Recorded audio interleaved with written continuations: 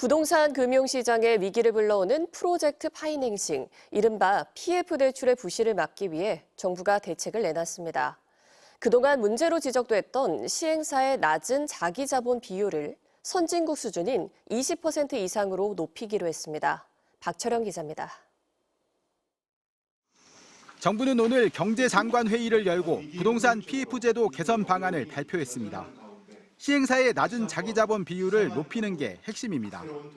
지금은 시행사가 총 사업비의 3에서 5%의 자본만 투입하고 나머지는 금융사 대출 등을 통해 PF 사업을 추진하는 경우가 대부분입니다.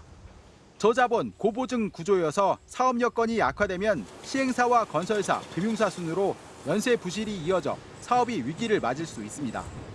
정부는 이를 방지하기 위해 시행사의 자기자본 비율을 20% 이상으로 늘리기로 했습니다. 토지를 가진 개인과 법인이 부동산 투자회사 리츠에 현물로 투자하면 세제 혜택을 주기로 한 겁니다. 조세특례법을 개정해 토지주가 토지를 현물 투자할 때 내던 법인세나 양도소득세를 부동산 매각 이후로 밀어주는 방식입니다.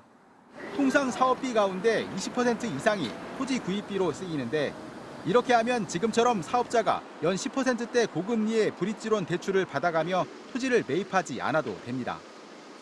국토부는 토지의 현물 출자가 활성화되면 토지 매입을 위한 대출 규모가 줄어 사업비 절감에 분양가 인하 효과까지 예상된다고 밝혔습니다. 정부는 토지 현물 출자를 활용한 개발을 활성화하기 위한 선도 사업도 내년부터 진행합니다. 정부는 이와 함께 금융회사가 자기자본 비율이 낮은 PF 사업에 대출해 줄 때 적립해야 하는 자본금과 충당금 비율도 높일 계획입니다. 다만 업계의 부담을 최소화하기 위해 기존 PF 대출에는 자기자본 비율 인상 조치를 소급해 적용하지는 않기로 했습니다. MBC 뉴스 박철현입니다.